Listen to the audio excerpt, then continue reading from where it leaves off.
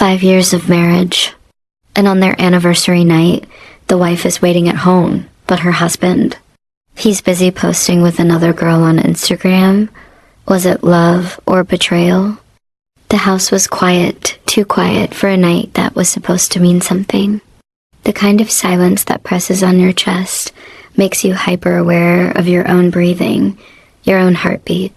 I had been moving around for hours, setting everything in place, trying to create the perfect atmosphere for the moment he walked in. I started with the table. A soft green cloth smoothed down with my palms until no wrinkles showed. I laid out the plates carefully, the silverware shining faintly in the glow of the fairy lights I'd strung along the walls. The candles were the last touch, 6 of them, flickering in pools of warm light, melting faster than I wanted them to. Their scent filled the air, vanilla, mixed with the roasted garlic from the kitchen. A homey, romantic smell. On the stove, the pasta sauce simmered low, thick and creamy. He always said it was his favorite dish, the one that reminded him of comfort. I made sure not to overcook the pasta this time.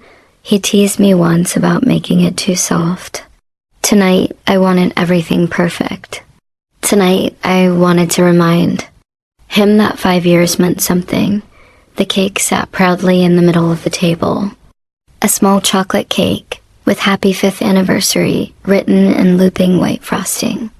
I had picked it up in the afternoon, carrying it home with a strange mix of nerves and excitement. I imagined us laughing as we cut it together, feeding each. Other small bites, like we did on our wedding night. I even dressed up for him. Not in something glamorous. I didn't need sequins or high heels to impress him. Just the lavender dress he once said made my eyes glow, my hair curled softly, my lips painted in a shade of rose he used to notice. Back then, he'd kiss me and whisper, "You look beautiful even when you don't try." I wanted him to see that girl again, the one he fell in love with. The clock read 7 o'clock when I first sat down, waiting. At first, I wasn't worried. He worked hard. Maybe he was stuck in traffic, finishing a late call, picking something up on the way home. I told myself he'd come through the door any minute, smiling tiredly, maybe holding flowers behind his back, but 7:15 came. Then 7:45. I checked my phone. Nothing. Somewhere between checking the time and refreshing my texts, my mind wandered. It always does that when I'm waiting. Drifts back to the days when I wasn't waiting at all, because he was already there. I thought of the coffee shop, that rainy Tuesday when we first met. I nearly bumped into him with a cup in my hand, almost spilling it all over his shirt. He just laughed, brushed it off, and said, "Don't worry, I've survived worse." Something about the ease in his voice stayed with me. Then our first date, sitting in that rundown diner booth, my nerves making me nibble on fries one by one while he joked about how slow I ate. He gave me his jacket when the night turned cold, even though I could see him shiver. And I remember thinking, if this is what love feels like, I want it forever. The proposal wasn't fancy, no fireworks or choreographed gestures. Just him, stumbling over his words, ring in hand, eyes full of fear and love all at once. And I said yes before he even finished asking, because I didn't need grand gestures. I just needed him. Our first anniversaries were simple but full of joy, takeout and a rose, a burnt dinner we laughed over, a walk at midnight holding hands. Back then, being together was more than enough. And now, 5 years later, I sat in a room that looked perfect but felt empty. The memories only made the silence heavier. By 8:30, the food was cooling on the table, steam fading into the still air. I lifted the lid now and then, stirring the sauce, hoping to keep it warm, as if that would somehow keep hope warm too. The candles burned lower, wax dripping down the sides, tiny rivers of melted white. I kept glancing at the door. Each creak of the building, each car door slamming outside, made me sit up straighter. But no key turned in the lock, no footsteps. Just silence, maybe he forgot. The thought pierced me, sharp and mean. Could a man forget his 5th anniversary? Could a husband forget a wife waiting like this? I tried to push the thought away. No, not him. He loved me. He told me so. Maybe he was planning a surprise. Maybe he wanted me to wait so he could sweep me off my feet. Still, the minutes crawled. 9 o'clock, 9:30. 10 o'clock. I scrolled through our old photos to pass the time. There we were on our first trip to the beach. His arms wrapped tight around me as the waves crashed behind us. Another picture of our first anniversary, laughing over cheap wine in the tiny apartment we shared back then. We were so broke, but we were happy. I could see it in my eyes and his smile. Back then, just being together was enough. Now, here I was. 5 years later, sitting alone at a decorated table that looked more like a shrine than a celebration. The food was cold. The cake untouched. My chest felt heavy, tight, like the silence itself was pressing against me. I texted him once, "Hey, when will you be home?" No reply. I called straight to voicemail. By 11 o'clock, the candles were half gone, the room dimmer than before. The smell of the food had turned stale, clinging to the air like disappointment. I sat with my chin on my hand, staring at the door, imagining him walking in.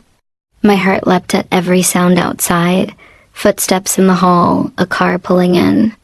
But each time it wasn't him. I whispered to myself, "Don't cry. Not tonight." But my throat ached from holding it all in. It wasn't just about the dinner or the cake or even the anniversary. It was about the meaning, about 5 years of building a life together, about promises made under white flowers and vows whispered in front of everyone we loved. Tonight was supposed to remind us of that. Instead, it reminded me of how much space there was between us now. My thoughts began to spiral. Where was he? Was he really working late, or was he somewhere else? Was he with someone else? The name I had buried in the back of my mind surfaced. Again, Emma, the woman whose texts had once ripped me apart. "I miss you, baby." Words I could never forget, no matter how many times he told me it was over, that it meant nothing. The cake on the table looked almost mocking now. It's perfect. White letters spelling out a celebration that didn't exist. I thought about blowing out the candles, packing it all away, pretending tonight had never happened, but I couldn't move. I was frozen, trapped between hope and fear, clinging to a door that refused to open. Midnight came. The clock struck 12. The candles burned down to puddles of wax, and the food was stone cold. My phone was still silent. My messages unanswered. My husband nowhere to be found. I reached for my phone again, and this time, instead of calling, I opened Instagram. Scrolling without thought, just looking for anything to distract me from the ache in my chest. And then I saw it. His face. His smile, his arm around her. Emma. My heart dropped, and in that single instant, the room felt colder than it had all night. I don't know why I opened Instagram. Maybe I was looking for proof of something my gut already knew. Maybe I wanted to hurt, just to feel anything besides the slow, steady ache of waiting. I tapped the app without thinking, the way you do when you're bored or lonely and need noise to drown out your own thoughts. It came to life with the usual parade. A coworker's baby in a pumpkin onesie, a friend's dinner date, a cousin's engagement. Smiles, clinking glasses, captions with too many exclamation points. People in love, people celebrating, people living the exact evening I'd planned for myself. My thumb was moving before my brain could catch up. And then it stopped. There he was. My husband. The man I was making dinner for. The man I was about to slice a cake for. The man I was texting and calling and waiting on like the last bus on a freezing night. He was at a bar, neon washing over the back wall, bottles lined up like stained glass. The angle was a little crooked, the kind of photo people take fast without thinking. He had his arm around a woman. His body leaned comfortably into hers like it had found its place on instinct.emma. I didn't know the bar, but I knew the posture. His shoulders weren't tired, they were relaxed. His jaw wasn't tight the way it gets when he's stressed. He was smiling with his whole face, the smile he used to give me across a table when a joke landed or a song we both loved came on. I hadn't seen that smile in months. It wasn't his post. It was one of their mutual friends, the guy who always comments fire emojis under everyone's photos. The caption was nonsense. A few emojis, a tag for the bar, a couple of usernames. Hers was one of them. His wasn't, but his face didn't need a tag for me to recognize it. I stared at the timestamp. 42 minutes ago. 42 minutes before. Midnight. 42 minutes while I was straightening the forks and softening the lights.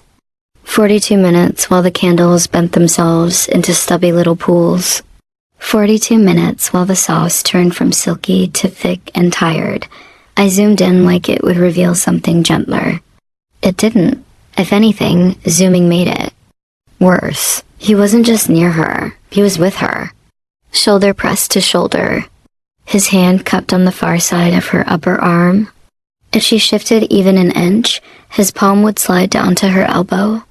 It was muscle memory, familiar, casual in a way that only comes from repetition. I looked for his ring, a reflex. The lighting made it hard to tell. His hand wasn't quite in frame, fingers curled at the very edge. The thought came fast and... did he take it off? Did he learn how to hide it in photos? My stomach went cold, and my mouth did that dry, metallic thing. I could hear the refrigerator hum, the faint tick of the wall clock, the small kettle hiss of one candle burning, lower than the others. The room was the same as it had been 5 seconds ago, and yet it felt like someone had cracked a window and let winter in. I scrolled to the comments because sometimes strangers make things worse and you need the anger to get you moving. The mutual friend had written, "Best night." Another said, "You two look cute." Someone else dropped a heart. Emma herself had replied with a sparkle emoji. She sparkled. I wanted to throw my phone. I tapped her name. Her profile was open. Public. She had one of those faces that looks both expensive and effortless. Pictures of sunsets and iced coffee and mirror selfies with that soft influencer filter that blurs your pores to silk. I recognized the dress from the bar photo in her story, a boomerang of her laughing, throwing her head back. The camera was close. Whoever held it was comfortable inside her life. I scrolled further down than I should have. Weeks back, months, a picture at a concert. A glimpse of a familiar watch at the edge of the frame. The same band my husband wears. I told myself 1,000 people have that watch. I told myself I was being paranoid. I told myself no one should have to play detective in their own marriage. I took a breath.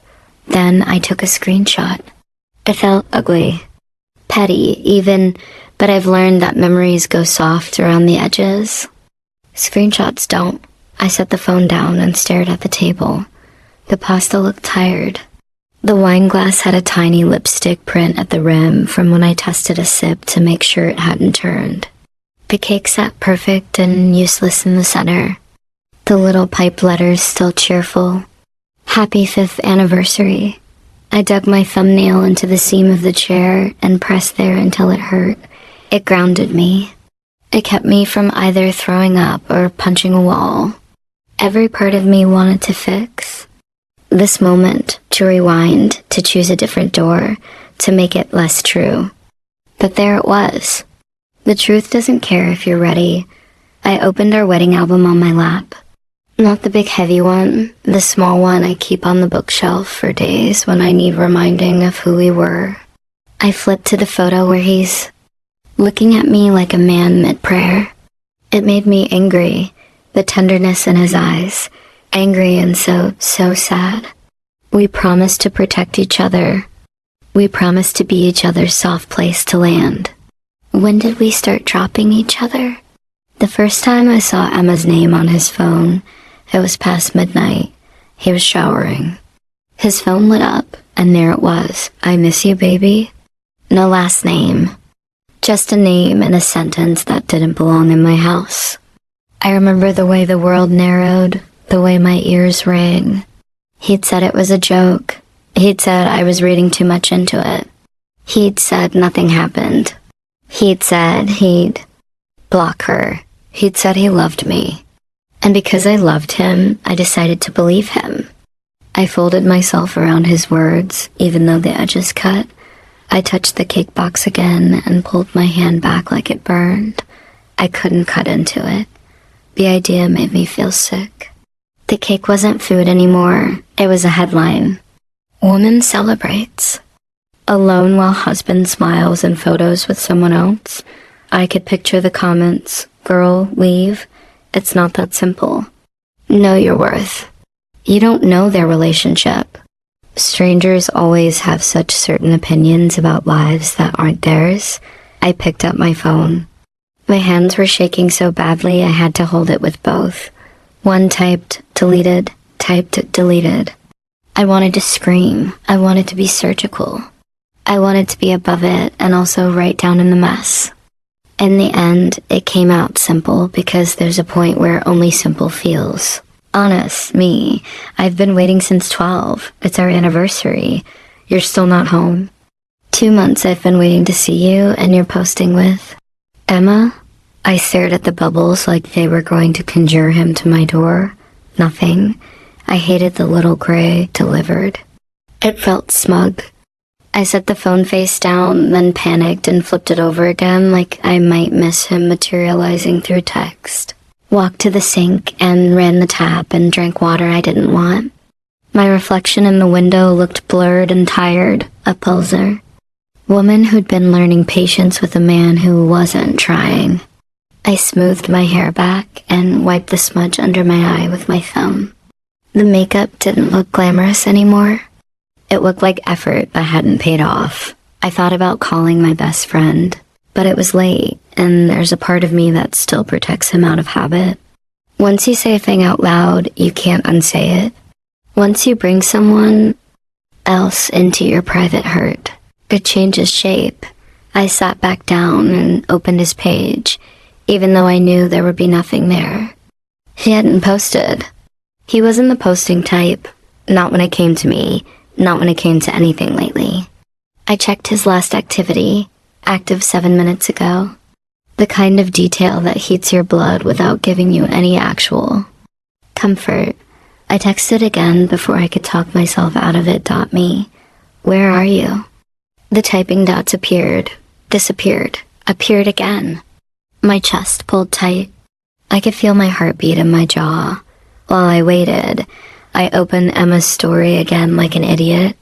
There was a new one, a quick pan across the bar, lights smearing into. Colors, a clink of glass, laughter. I paused it on a frame where a sleeve I knew too well flicked into view, the cuff just visible. The ache curled in my gut. I took another screenshot and hated myself for it and did it anyway. The dots came back. I couldn't breathe right until I saw the line pop up on my screen. Him, you're being dramatic. I didn't cry. Not at that. I went quiet in the way a house goes quiet when the power cuts. The room didn't move. The clock didn't tick. Everything in me just went still. Dramatic. That I read it again to make sure I hadn't misread. I read it out loud to hear how stupid. It sounded in the air. I looked at the photo again. There was nothing dramatic about a picture. It was skin and light and proximity. It was a fact. It was my husband's body next to a woman he promised wouldn't be a problem anymore. My fingers hovered. I didn't trust what would come out next if I let them run. I wanted to type, "Are you kidding me?" I wanted to type, "Tell me the bar's on fire and you were rescuing her." I wanted to type, "Explain your arm." Instead, I put the phone down, palms flat on the table. and tried to breathe like a normal person, a second message landed. Him, it's not what you think. It was the kind of sentence that means nothing and everything at the same time. Not what I think would be a flat tire. Not what I think would be a surprise party. Not what I think would be anything except the exact thing it looked like. I typed, "Slow.me, it's our 5th anniversary." The screen stayed quiet long enough that the anger hardened into something steadier. Not rage, something colder. The kind of cold that helps you see the shape of the problem without all the fog of hope. This was dread. When his reply came, it wasn't what I wanted. It wasn't even close. The knock on the door was soft at first, almost hesitant, but it still made me jump. My heart hammered at my chest. For hours I'd been staring at the door, imagining it opening with flowers or excuses or apologies, and now it finally did. Except nothing about it felt like the picture I had clung to. When I pulled it open, he stood there, not with flowers, not with regret, but with his usual smirk, half hidden under exhaustion. His jacket smelled faintly of whiskey and the kind of smoke that clings to bars. He looked at me like this was any other night. "Hey," he said simply, like nothing was wrong. Like he hadn't just posted pictures with Emma while I sat here waiting. I stared at him, my throat dry. The words tangled together until they tumbled out in a broken whisper. "Do you even know what today is?" He sighed and brushed past me, into the apartment, dropping his keys on the counter. "Babe, don't start. It's late." "Don't start." The words lit something in me, a spark of anger I had been trying to hold back all evening. My voice came louder this time, shaky but fierce. "Don't start. I've been waiting since 7 o'clock. I cooked, I decorated, I bought a cake. It's our anniversary, 5 years. And you." My breath hitched. "You weren't here. You were with her." He turned, finally looking at me, his face tightening in annoyance. "Emma's just a friend. You're blowing this way out of proportion." The word friend hit me like a slap. I laughed, but it came out bitter and hollow. A friend doesn't send midnight texts saying, "I miss you, baby." A friend doesn't get your time on our anniversary while your wife is sitting here alone, staring at candles that have already burned. Out. He ran a hand through his hair like he was the one under stress. "God, you're so insecure. I can't even hang out with anyone without you flipping out. It's exhausting." The word sank into me, insecure. He'd said it before, in fights that ended with me doubting my own sanity. I could feel my chest tightening, the self-blame creeping in like smoke under a door.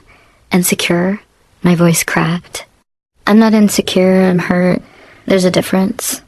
And if I can't even tell you that without being called dramatic or crazy, then what are we even doing?" He shook his head, already walking away toward the bedroom. "Maybe I don't want to deal with this anymore." I froze. The sentence hung in the air like smoke I couldn't breathe through. Maybe I don't want to deal with this anymore. Not an apology, not a promise to try, not even a denial. Just a threat, tossed out like trash dot, my eyes blurred with tears I didn't want him to see. I swallowed hard, forcing the words past the lump in my throat. "Do you love me?" He stopped at the doorway, his back to me. For a moment, I thought he would turn around, close the distance, say something that mattered. But all he did was stand there in silence. The kind of silence that tells you everything you don't want to hear in that moment. The man I had been. Waiting for the one who used to look at me like I was his home felt like a stranger standing in my living room. And the worst part was, I wasn't sure if I was losing him tonight or if I had already lost him long ago. He didn't answer my question. He just stood there in the doorway, shoulders tense, the hallway light cutting a harsh line across his face. I waited for anything, an apology, a reach for my hand, a crack in his voice. Nothing came. After a while, he moved first, not toward me, but past me, into the bedroom like the conversation I needed didn't exist. I followed. Please don't walk away from this. He tucked his jacket off and tossed it at the chair. From what? You spiraling because you saw a picture? A picture of you with her on our anniversary, he scoffed. It's not that deep. It was a group hang. You're picking the angle that makes you mad. I stared at him. There's no angle. That puts your arm around her shoulder by accident. He rubbed a hand over his face like I'd given him a headache. You're exhausting when you get like this. When I get like what? Hurt? When you get paranoid? He glanced at his phone on the nightstand, face down like a small, guilty animal. I can't talk to anyone without you making it a federal case. I felt my jaw lock. I'm not asking for a case. I'm asking for you to act like being married to me still means something. It does, he said quickly, as if speed could cover the hollow spots. You just always choose the worst interpretation. I always choose the thing in front of my face. I could hear my voice steadying, which for some reason seemed to annoy him more than if I'd cried. I cooked. I waited. You were with her. Those are facts. He laughed without humor. Facts? You sound like you're trying to win a debate. Is that what this is now? Do you want me to draw a map of my evening? I want you to care that I was alone tonight. I do, he said, too fast again, then softer, practiced. Baby, listen, I was going to come home. We were going to celebrate, but the vibe was off the second you started blowing up my phone. I texted twice, I said, at 10 and midnight. Exactly, he said, as if he'd proven something. You made it weird. I blinked. For a heartbeat, I couldn't find words. It was like he'd picked up the night with both hands and turned it around, making it my shape, my fault. I had the instinct to grab it back, to list timestamps, to show him notes I could have taken like I was preparing for a cross-exam. The instinct itself felt humiliating. He watched my face and softened his tone like he knew exactly how far to push. You always do this on special days. You get in your head and ruin it for both of us. A memory flashed, his cousin's wedding. 2 years ago, me in a blue dress asking about a coworker who'd been glued to his side all night. You always do this on special days. I could hear his voice then too, same phrasing, like he kept a drawer of lines to reuse when needed. I sat on the edge of the bed so I wouldn't fall. I didn't ruin tonight. You not being here did. He rolled his eyes and headed for the bathroom, talking over his shoulder. I'm not doing this at 1 a.m. Water started. The shower hissed alive, a white curtain of sound between us. I stood and looked at his phone.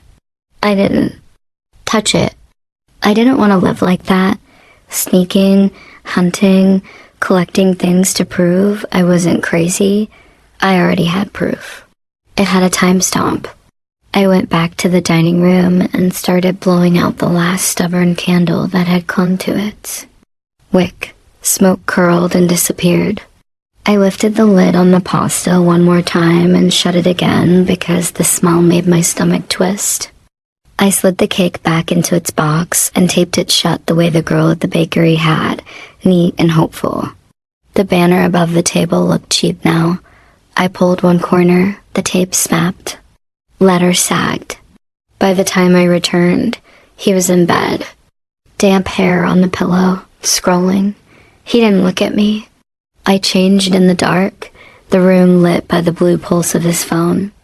When I slipped under the covers, he put the screen face down and turned away. Can we talk tomorrow? I asked. We just did, he said into the pillow. We didn't, I said. You dodged and blamed me and called me paranoid. He sighed, a long theatrical thing. Fine. You want me to say sorry? I'm sorry. For what? For making you feel whatever you feel. Not sorry for what he did, sorry for my reaction to it. I stared at the ceiling and counted the faint shadows from the blinds. 5 long lines like tally marks. 5 years. He reached behind him and patted my arm once like you'd soothe a child. Get some sleep. You'll feel different in the morning. I didn't sleep. I dozed and jerked awake in loops, each time tumbling into the same dream. I'm standing outside the bar from the photo, but the door won't open and the glass won't break when I hit it, and inside he keeps laughing, and every time I shout his name, the sound turns to bubbles. When light finally bled into the room, he was already in the kitchen. Coffee drifted down the hall. He was humming under his breath, that cheerful hum he used when he was pretending nothing had happened. I joined him and found 2 mugs on the counter, one set carefully at my spot like a bribe. "Morning," he said, easy and bright. "Morning," I said, because the body learns its choreography even when the music is wrong. He slid the mug toward me. "We good? We're not." He lifted his eyebrows, as if truly surprised. "You're still on this." "I didn't get off it," I said.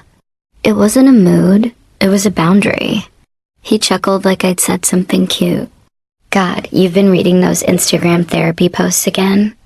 "I don't need a therapist meme to tell me I don't deserve to be ignored on my anniversary." His smile thinned. He took a sip and set the mug down hard enough that it clicked.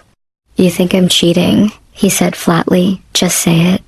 "I think you're giving her something you're not giving me," I said. "I think you've been doing that for a while." "That's not what I asked." "I don't know what you're doing with her," I said, and my voice surprised me by staying calm. "But I know what you're not doing with me." "Talking?" "Choosing me, coming home." He shook his head and laughed again, a brittle sound. "You're unbelievable." He grabbed his phone and held it up, the screen lighting his palm. "Here, look, last night group chat, plans, whatever. You can read every message if that'll make you happy." "I don't want your phone," I said. "I want your honesty." "I'm offering it," he said, brandishing the device like a magic trick. "But you don't really want the truth, because the truth is boring. The truth is you built a story and now you're married to that instead of me. I'm married to someone who doesn't show up." "That's your narrative," he snapped, dropping the phone to the table. "Here's mine. I go out with friends, I take a picture, and my wife goes nuclear."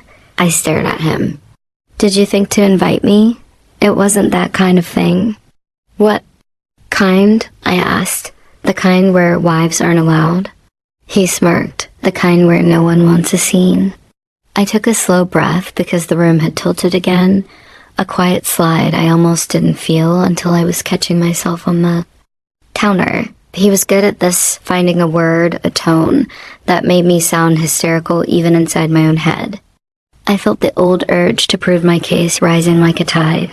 The screenshots on my phone, the earlier texts, the late night calls declined, the active now dot next to her name. I could pull it all out and cover the kitchen table with evidence. He'd only call the photos misleading, the timing off, the meaning different. "Okay," I said finally, and my voice was small but steady. "Let's put the photo aside, put Emma aside.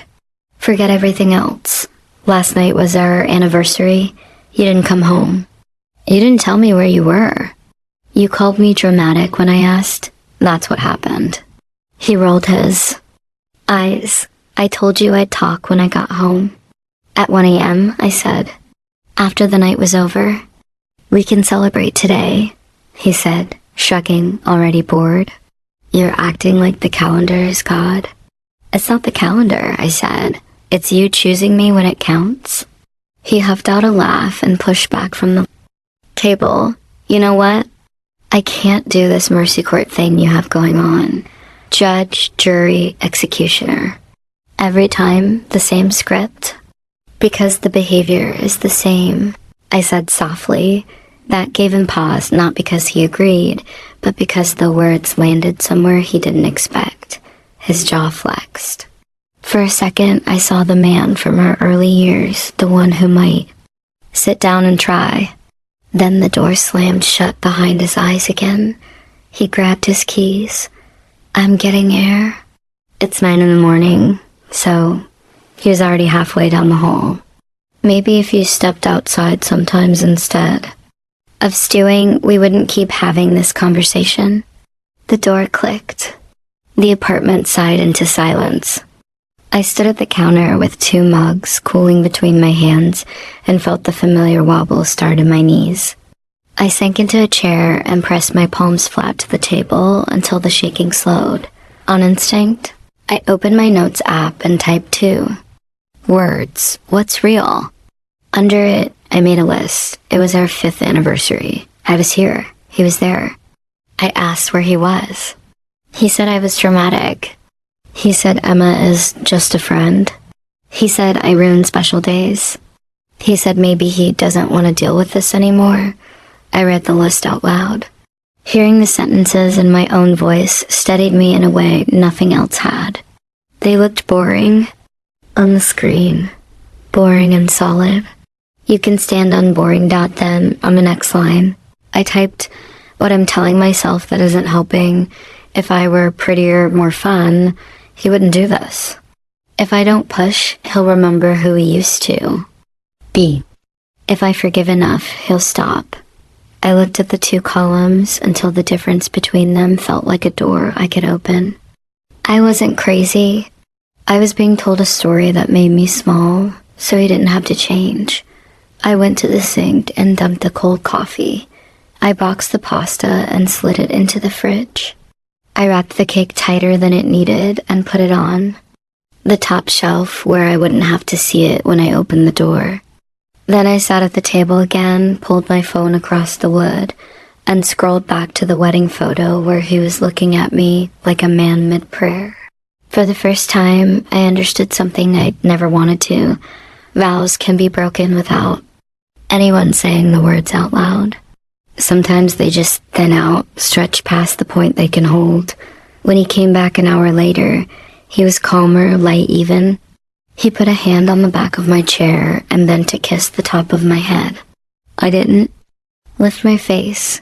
He kissed air. Hungry? He asked like we were a normal couple who'd had a small tiff about nothing. I'm fine, I said. He exhaled, disappointed in a way that pinned the blame to me again.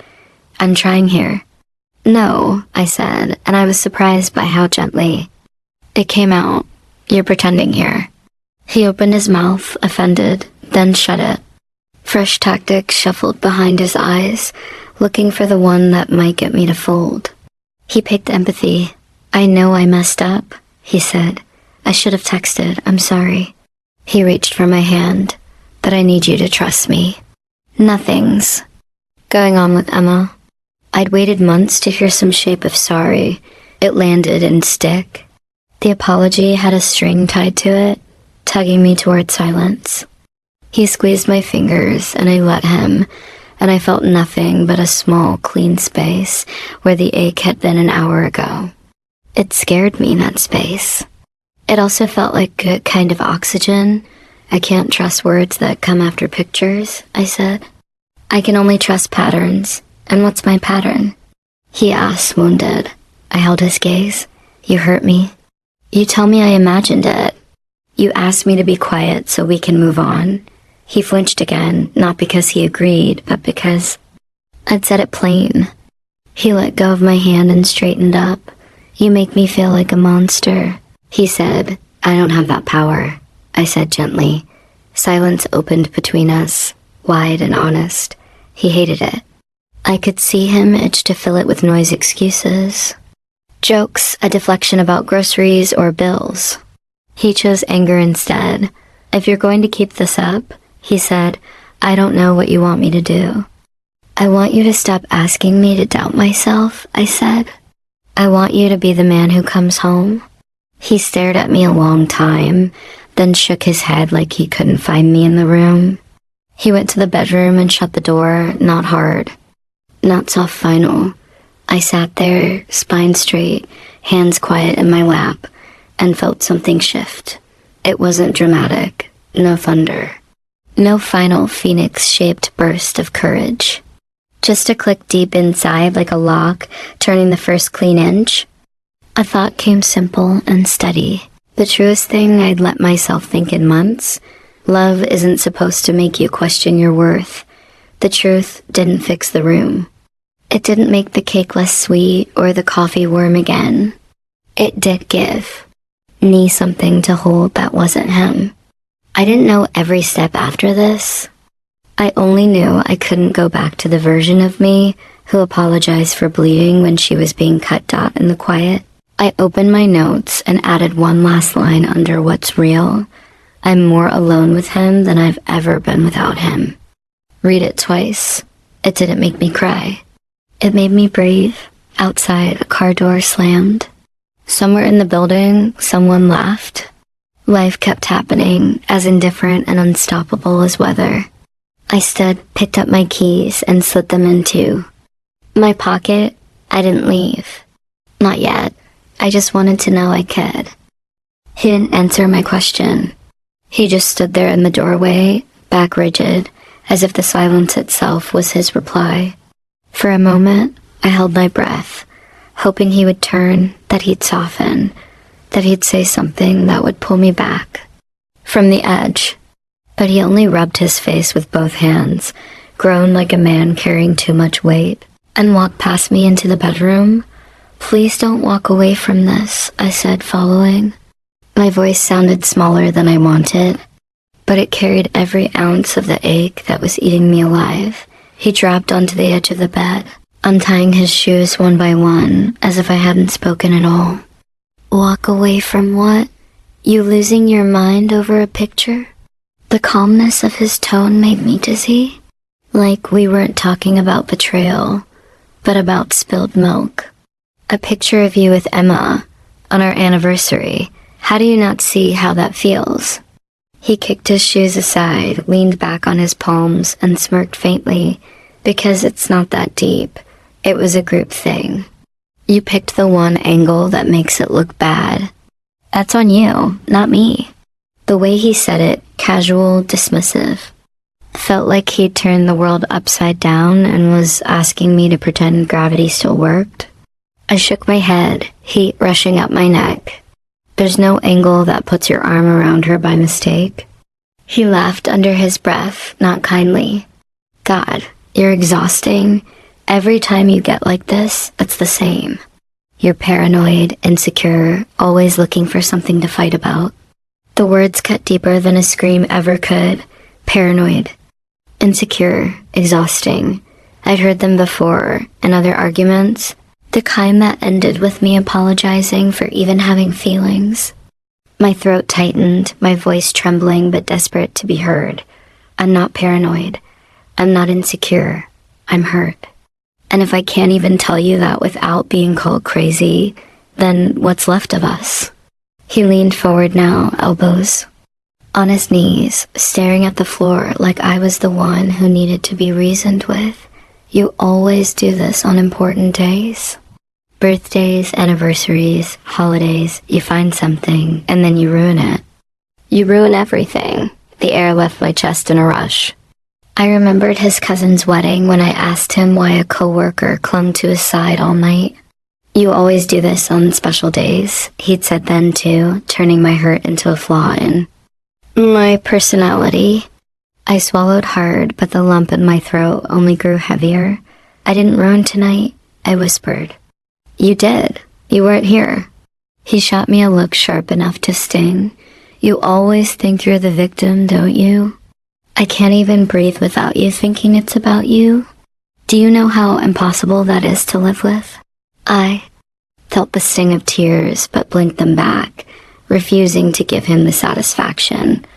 "I'm not asking for impossible. I'm asking for honesty. I'm asking for you to show up." "I did show up," he snapped, throwing his hands up. "I'm here, aren't I? I came home." "But no, you'd rather sit in the dark, stewing, making up stories in your head about me and Emma. You think that's fair to me?" Fair, the word, almost made me laugh. Was it fair to wait alone with a cold dinner? Was it fair to celebrate 5 years of marriage with silence and screenshots? But the way he said it, the way his voice rose in that wounded tone, made me doubt myself for a split second. Maybe I was too much. Maybe I was dramatic. Maybe if I'd just waited quietly, he'd have come home, kissed me, said sorry, and we'd have moved on. The thought made my stomach turn, but that was his power. He could twist the knife and then make me think I'd stab myself. He stood, pacing now, running his hands through his hair like he was the one suffocating. You know what? Maybe I don't want to do this anymore. Maybe I don't want to spend my life defending myself against things I'm not even doing. The floor seemed to tilt beneath me. My knees weakened, and I sat down on the edge of the bed to steady myself. So that's it? You make me the problem, and then you threaten to walk away. His voice dropped low, almost pitying. I'm just saying, maybe we're not good for each other if you're going to keep being like this. The words coiled around my chest like chains. Maybe we're not good for each other. Maybe it was me. Maybe I was the reason he smiled with her and not with me. My vision blurred, and for a terrifying moment, I almost believed him. Then my eyes landed on the anniversary cake, still sitting in the box by the counter. Its cheerful white letters mocking me from across the room. Happy 5th anniversary. And just like that, something in me cracked. I realized that what broke me wasn't his betrayal. It was how easily he convinced me to question my own worth. How quickly he made me think I was the problem. How effortlessly he rewrote the story so that he was innocent and I was unhinged dot and worst part. For a while, I believed it.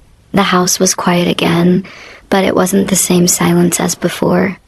This one was heavier, thicker, the kind of silence that follows after words sharp enough to wound.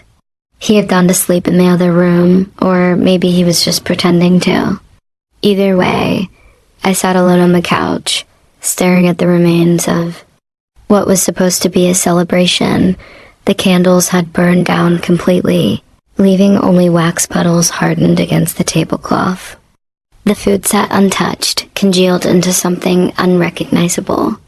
The pasta I had stirred with love, the sauce I had tasted a dozen times to make sure it was right, had turned cold and sticky. The smell of garlic and cream, once warm and comforting, had soured in the air dot, and then there was the cake. That ridiculous little cake with Happy 5th Anniversary written in cheerful white loops. It sat in the middle of the table like a cruel joke, mocking me with its untouched perfection. No knife marks, no missing slice, no laughter over who would feed whom the first bite. Just an empty chair across from me and a memory of promises. Broken, I pulled my knees up to my chest and hugged myself because he wasn't going to. The words he'd thrown at me replayed in my mind. You're insecure. You ruin everything. Maybe I don't want to do this anymore. They echoed so loudly that for a moment, I almost believed them, but then another memory pushed through. Our wedding day, the way he held my hands at the altar, the way his eyes softened as he said, I promise to protect you, to cherish you, to love you through all of it. I remembered the feel of his lips on mine after those words, the sound of applause as our families cheered. I remembered how safe I felt then, like I'd chosen someone who would never let me stand alone in the dark, and yet here I was. Alone in the dark, that was the moment it hit me. Love isn't supposed to feel like this. It isn't supposed to make you question your worth, or beg for scraps of attention, or sit by a cold meal wondering if you're the crazy one. Marriage isn't supposed to feel like convincing someone to stay when they've already walked out in every way that matters. I looked around the living room, the flickering fairy lights, the carefully set table, the melted candles. Once, this house had felt like a dream. We used to talk about filling it with children's laughter, about painting the nursery yellow because it was a happy color.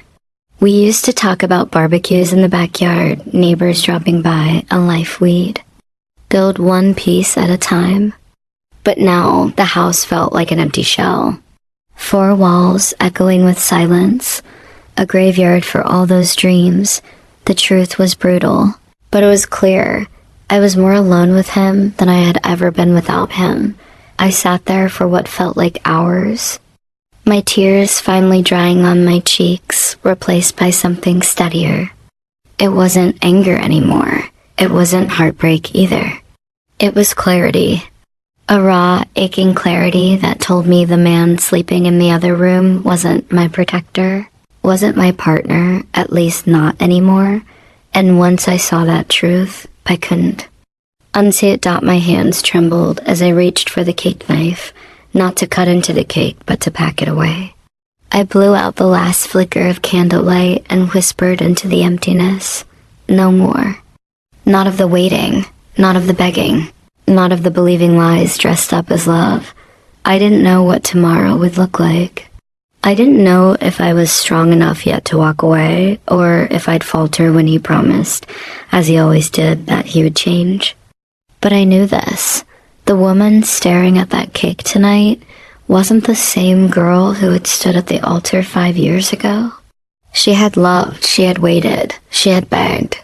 And now, she was done because the realization was simple, though it had taken me years to see it. Sometimes, the loneliest place in the world is right next to the person who swore they'd never let you be alone. Morning light crept through the blinds, painting long stripes across the living room. I hadn't slept. The cake was still on the counter, the table still set with plates that would never be used. My head throbbed from exhaustion, but my heart felt strangely steady, like the storm had passed and all that was left was the wreckage. I heard him stirring in the bedroom, the soft shuffle of feet on carpet, the creak of the mattress.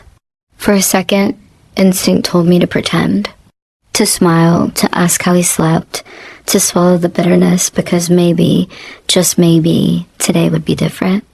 But then I saw the melted wax on the table, the cold food still sitting there like a monument to last night's heartbreak, and I knew pretending was no longer an option. He walked into the living room, hair messy, phone already in his hand. He didn't look at the table, didn't notice the untouched cake or the decorations that had lost their meaning. He just mumbled, "Morning," like it was any other day. That single word, casual, detached, careless, lit a fire in me. I stood, my knees shaky, but my voice steady. No, not morning. Not after last night. We're not going to act like nothing happened. He finally looked up, brows furrowed. Here we go again? I shook my head sharply. No, not again. This is the last time. The way his eyes narrowed told me he wasn't used to hearing that tone from me. He slipped the phone into his pocket and crossed his arms. Last time for what? For me begging you to love me? I said, my throat burning, but my voice strong. For me waiting up all night with food that went cold. For me crying alone while you post pictures with Emma. For me believing that I'm the problem when you're the one breaking every promise you ever made to me. His mouth opened, ready with another excuse, another accusation. But I didn't let him speak. Not this time. You say I ruin everything? Fine. Then I'm done ruining myself for you. You say I'm insecure? Fine. Then I'll take my so-called insecurity and walk away from the man who made me feel that way. You say maybe you don't want this anymore? Fine. Because I don't want this anymore either. This constant pain. This loneliness. This pretending that we're still us when we're not. He blinked at me, stunned into silence. Maybe he thought I'd cry again. Maybe he thought I'd soften, that I'd take it back like I always did. But this time, the tears had dried. This time, the words came not from desperation, but from something deeper. Survival. I picked up my phone from the table, my hands trembling but purposeful. You know what? I'm done begging for your love. I gave you everything, and you still chose her. Don't come back. His jaw clenched, a flash of something, anger, maybe fear, passing over his face. You don't mean that. I held his gaze, steady for the first time in months. I do. Silence stretched between us, heavier than any argument we'd ever had. Finally, he grabbed his keys from the counter, muttering under his breath, and walked out the door. The slam echoed through the apartment, but instead of breaking me, it freed me. For the first time in months, I let out a long, shaky breath. My chest still hurt, my eyes still burned, but beneath it all was something new, something fierce, a strange sense of power. Maybe I had lost him. Maybe I had lost my marriage. But I hadn't lost myself. And that felt like the first real victory in a very long time. And now, here I am. The table is clear. The candles are gone. The cake, that stupid little cake, I finally threw it in the trash.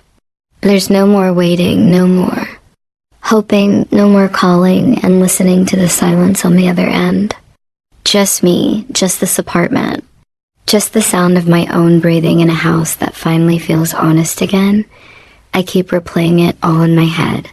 The nights I stayed up, the promises he made, the way he looked at me when I begged him to choose us, and the way he made me feel small, insecure, dramatic, like I was the problem when all I wanted was to be loved the way a wife should be. Sometimes, I wonder if I was too harsh, if maybe I should have been more patient, more forgiving. 5 years is a long time to just throw away. We said forever once, and part of me feels like I broke that too by saying I'm done. But then I remember the girl sitting alone on her 5th anniversary, staring at a cold cake and an empty chair while her husband smiled in someone else's pictures. I remember the ache of waiting by the door, the way my chest tightened every time the clock struck another hour. I remember believing him when he called me insecure, and how that belief almost broke me more than his betrayal ever could. And I think maybe I didn't walk away from a marriage. Maybe I walked away from a man who had already left me a long time ago, Dot. So, strangers, that's why I'm here. Not because I need sympathy, but because I need the truth. Am I really the insecure, dramatic wife he says I am? Did I give up too soon? Or did I finally do the right thing by standing up for myself, by choosing to save the little pieces of me I still have left? Am I the asshole for walking away on our 5th anniversary?